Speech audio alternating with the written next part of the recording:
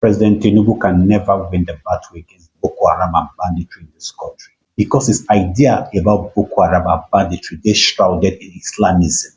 And that is the premise upon which he can never achieve success in his fight against Boko Haram. What am I trying to say? When I see this wicked man with a call Buhari, I wish the man never on a life. We're supposed to stone the man till the man on a life. The man now put us for this precarious situation we do. We don't know when we ever come up from the situation. Make una hear what he do to a two-star general in the Nigerian army when he achieved a great success in his fight against Boko Haram in this country. I was thrown out of the army 2021.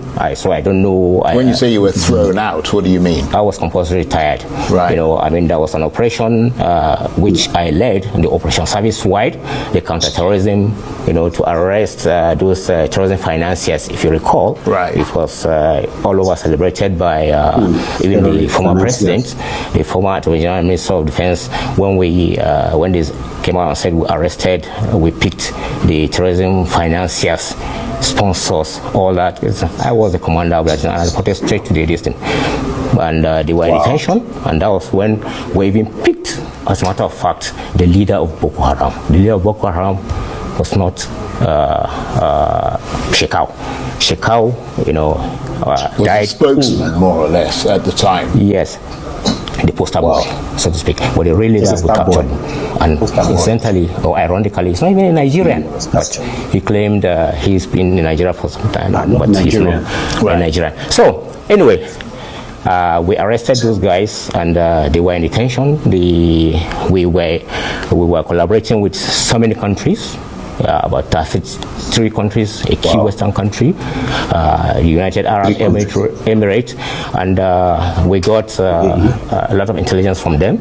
We picked those people. Some were picked from the battlefield, from the front line. Some were even outside the country. We picked them, and they were in detention.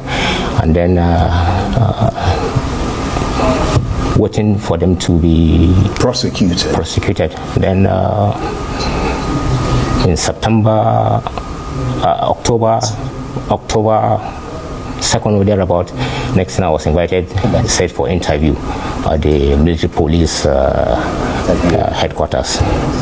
And I went there on the 18th, and I was arrested myself and detained in a cell. What for? I don't know. I was 10 initially.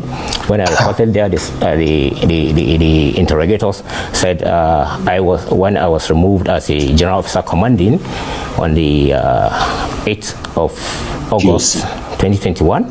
I handed over on the 10th of August 2021, 2 days later, because the posting came via signal posting in the night. I became aware of it the following day. That was on the 9th.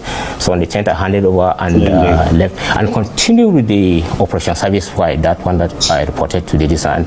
Operation Service Wide was a multi-agency and military, organizations that were this, and the DSS was there, the NFI was there, the NIA was there, the DIA was there, and other this, and I was the head of that organization. And I reported straight to the president, and we picked those people, those top, including the leader of the Boko Haram, including 5 of the key guys of this thing. I was invited, and then when I got there, they said I was removed as a general officer commanding. That was, like I said, on the 10th of August, and I didn't report to the resource center, the Nigerian Resource Center, where I was posted.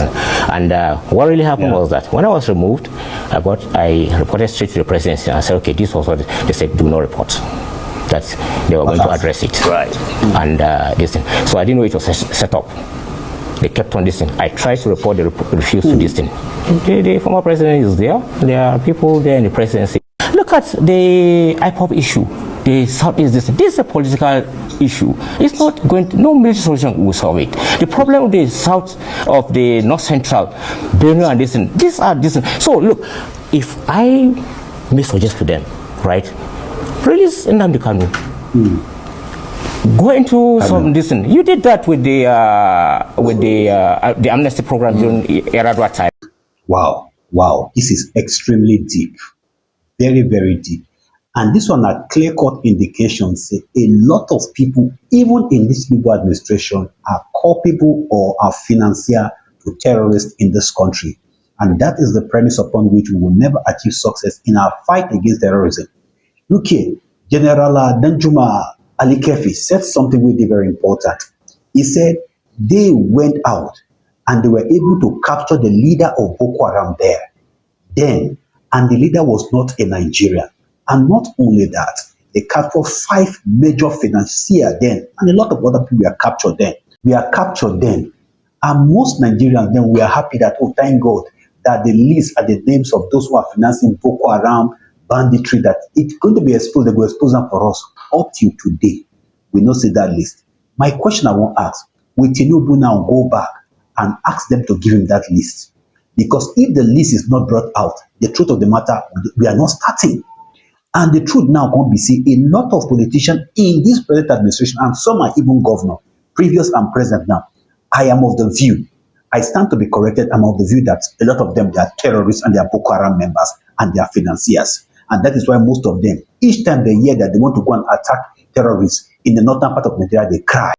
And General Danjuma happened to be the GOC. He said there was a lot of communication between them, intelligence sharing between them and the UAE then.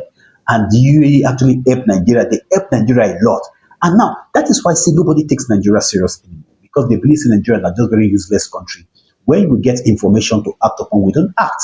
That's why UAE they mess with us when it comes to visa and other issues. That is why smaller countries in Africa, they mess with us because we have a crop of useless leaders. And the most useless among them, Buhari.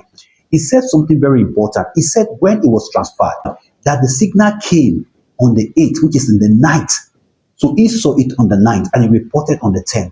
That was the premise upon which he was arrested and detained. Detained over what? The reason I say, him go expose the names of those who are financier and those in government and in power then, they are part of those who were exposed. And that is the premise upon which they decided to say they have to punish him. How will a man who achieves such a ginormous fate be treated in this light? It shows that Nigeria is a drowning country and Buhari is a bad man. He said when he reported to Buhari and he told Buhari about all the drama will happen, Buhari said, do not report. The presidency said, do not report. Only for him to realize that it was a settle between the presidency and those who are planning this evil against him. This battle against Etas, bandits, Boko Haram, ISWAP, what have you, it's not just about the battle between Christian and Muslim. It's the agenda of wicked brand of people in this country who call themselves Fulanis. A lot of them, leaders who call themselves Fulanis. Now them, they find how they want to Fulanize Nigerians. They are deceiving other gullible Muslims for them to get the idea, say, we are fighting for Islam. But in reality, these guys are not fighting for Islam. They are fighting for Fulanization of Nigeria, where Nigeria will be under their apron spray, under their full control. I just believe, say, in no distance time, Nigerians' eyes will open, our eyes will clear, that the evil way Buhari planned for this country, it don't germinate to one point to be seen. Now only God could help us. People like Sheikh Gumi, what are they doing? That guy is supposed to be behind bars, and yet some gullible Nigerians are celebrating people like Gumi. I pity for Nigeria. We are sitting on a keg of gunpowder, and the gunpowder already, it don't tick towards the point where it go explode. And I talk on before now, say, all of us will collect, and we will collect our size well. Promise to see you guys soon, but please don't forget to subscribe, to like, and to share this video. I remain the Eagle's Eyes.